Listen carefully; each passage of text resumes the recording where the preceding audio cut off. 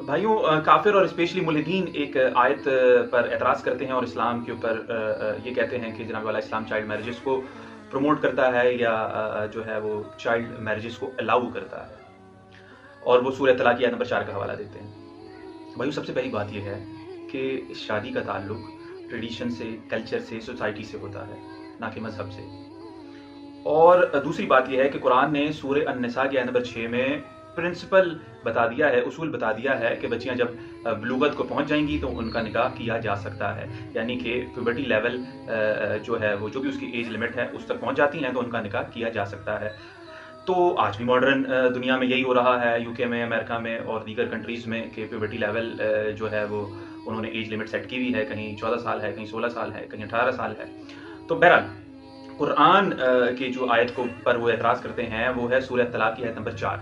उसमें भी 3 medical conditions की बात हुई है जिसके अंदर इद्दत के पीरियड का जिक्र हो रहा है, और अल्लाह रब्बुल इज़्ज़त जो है उसमें ये फरमाता है कि ऐसी ख़वातीन जिनको तलाक हुई हो और वो मीनोपॉज़ में चली गई हों, यानी कि वो अपने मेंस्ट्रुअल साइकिल से मायूस हो चुकी हों, तो उनके लिए लमसम 3 महीने हैं। और अगली बात कुरान ये करता है कि ऐसी ख़वातीन या ऐसी लड़कियां भी के लिए भी 3 ही माह इद्दत है जिनको अभी हैज़ यानी कि मेंस्ट्रुअल साइकिल आना शुरू ही ना हुआ हो।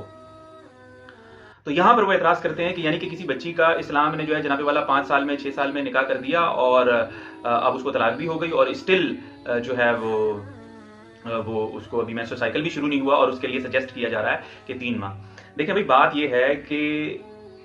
कुरान जो है वो ये मेडिकल कंडीशन की बात कर रहा है। सबसे पहली बात यह है कि जहाँ कुरान रिवील हो रहा है वहाँ ये कॉमन प्रैक्टिस है अर्ली मैरिजेस की। जैसे ही लड़कियाँ बालिग होती हैं वहाँ निकाह कर दिया जाता है, और कुरान जो यहाँ खुसूसी तौर पर बात कर रहा है वो एक ऐसी मेडिकल कंडीशन की है कि जो भी पुबर्टी लेवल का एज लिमिट सेट की हुई है वहाँ की, समझ लें स्टेट में, जैसे आज मॉडर्न दौर पर, और पहले भी जहाँ जहाँ भी जो है वो बलूगत हो जाती है और वो निकाह कर दिया जाता है, तो वहाँ एक एज लिमिट होती है कि जनाबे वाला बच्ची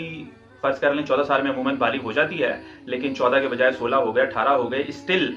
जो दूसरे सिम्टम्स हैं वो भी रोनुमा हो गए, लेकिन मेंस्ट्रुअल साइकिल शुरू नहीं हुआ, तो ये एक मेडिकल कंडीशन है। अगर ऐसी कंडीशन में उसका निकाह कर दिया जाता है तो बिल्कुल निकाह हो सकता है, क्योंकि वो प्यूबर्टी लेवल के जो एज लिमिट है उसको भी क्रॉस कर चुकी है, दूसरे सिम्टम्स भी आ चुके हैं, और उसका निकाह हो जाए। और अगर ये जो है वो खुदा खास्ता उसकी तलाक हो जाती है और स्टिल उसको अभी मेंस्ट्रुअल साइकिल शुरू नहीं हुए हैं, तो बहरहाल कुरान उनके लिए लमसम 3 महीने करता है। कुरान यहाँ ये नहीं बात कर रहा कि 4 साल में निकाह कर दिया जाए, रुखसती हो जाए, 5 साल में शादी कर दी जाए और उसको साथ फिजिकल रिलेशन कायम कर दी जाए। ये सारी चीज़ें डिपेंड करती हैं कल्चर, ट्रेडिशन और सोसाइटी में कि कहाँ बच्चियाँ जो हैं वो किस एज में बालिग हो रही हैं, क्योंकि कुरान ने सूरह निसा में वाज़ेह उसूल दे दिया है कि जब बच्चियां बालिग हो जाएं तो उनका निकाह कर दिया करो। तो उसूल ये है, वहाँ मेडिकल कंडीशन का जिक्र हो रहा है, और तीसरा भी उसमें यही जिक्र हो रहा है कि अगर कोई प्रेगनेंसी के हालत में अगर कोई तलाक वाला मामला हो जाए तो उसकी जो इद्दत का पीरियड है वो भी उसका वज़ाए हमल है, यानी कि जब वो डिलीवरी हो जाएगी उसकी तो उसकी इद्दत ख़त्म हो जाएगी, चाहे वो दूसरे दिन हो जाए या 2 महीने में हो जाए या अगले